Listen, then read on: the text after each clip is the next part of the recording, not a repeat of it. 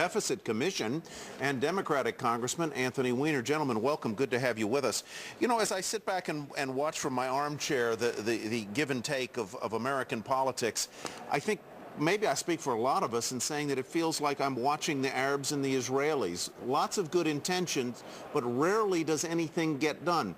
I'd like to try to get to yes here today, Congressman Hensarling and Congressman Weiner, and ask you each to identify two things, and if you can't think of two, give me one thing where you think each of you could agree on important issues to the American public. Mr. Hensarling, you go first.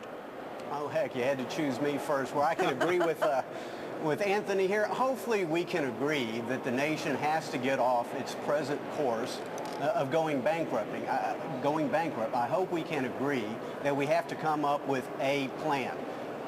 Senator Simpson and Erskine Bowles have put forth a plan, and I salute it for a plan. There are elements of it I like, there's elements of it I can't stand, but at least it's a plan. I've co-sponsored Paul Ryan's Roadmap for America's Future, which is a plan that at least takes us off the road to national bankruptcy. I hope we could agree on that. I also hope we can agree going forward to change the process in the House, and one of the things that we intend to do as Republicans is treat our Democrat colleagues the way that we would want to be treated, and allowing the process to work. Part of what you heard in this last election, I think, is that the process was broken. They didn't like the process that led to the health care bill. We can debate the policy. Anthony and I have done that. We'll probably do it going forward. But there has to be greater accountability and transparency. I would hope those are two things we could agree on. I don't mean to summarize, but emphasis on the process and how you get there. And number two, getting off what Congressman Hensarling calls the road to bankruptcy. Mr. Weiner, give me your two ideas where you could agree with Mr. Hensarling. Well, let me just say that, Jeb is not one of these people who's just saying no to anything. This Ryan plan, which is something that would be taken very seriously, would do things that my constituents elected me to fight against: privatizing Social Security, turning Medicare into a voucher system. These are programs that help the middle class that would be eviscerated. We are not necessarily sent here that for bipartisanship to be an ends. It should be a means to doing good policy, but we're certainly going to stand up for the things that we value. Look, I can, from an urban area, very easily stand up and say us providing cash money payments to farmers in Brazil because we're subsidizing our cotton farmers makes no sense. The U.S. Institute of Peace, we're building a giant building for what essentially is a think tank. There are ways that we can find concurrence. I think he and I would both agree. Representative Weiner, what about earmarks? And you, Representative Hensarling, there's a call for moratorium on earmarks. Would either one of you agree to that?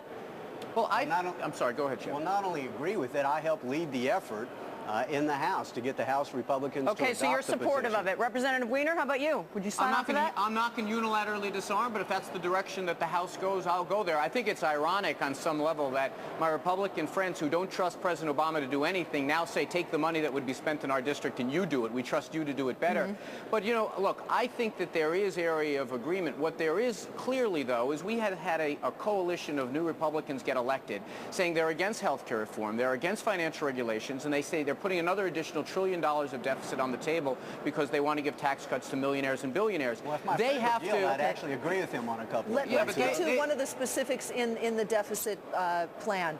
The mortgage interest rate deduction.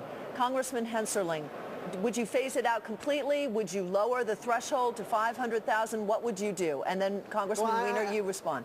I think, number one, everything has to be on the table. And if you're talking about tax expenditures of roughly $1.1 trillion a year, it has to be on the table. Do I want to do it? No. Am I willing to do it? Yes. Okay, in order to save the nation from bankruptcy, where taxes will have to be doubled on the next generation. And when my friend Anthony rejects the Roadmap for America's Future, and I understand his points, but I would ask the gentleman, where's your plan? Where's your plan? Because the default position is to double taxes on the next generation to pay for government under current law. Well, let me just say this about the mortgage tax, the mortgage interest deduction.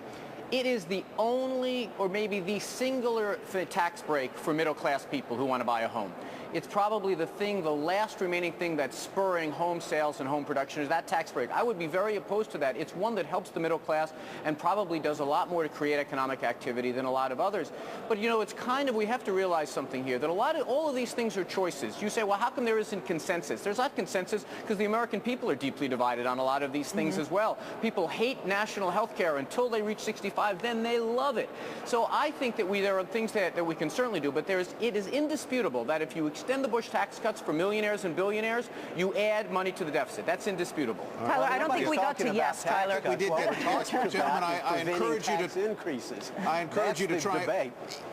I encourage you to try to get to yes, and I appreciate the good spirit of the conversation. Congressman Hensarling and Congressman Weiner, thank you.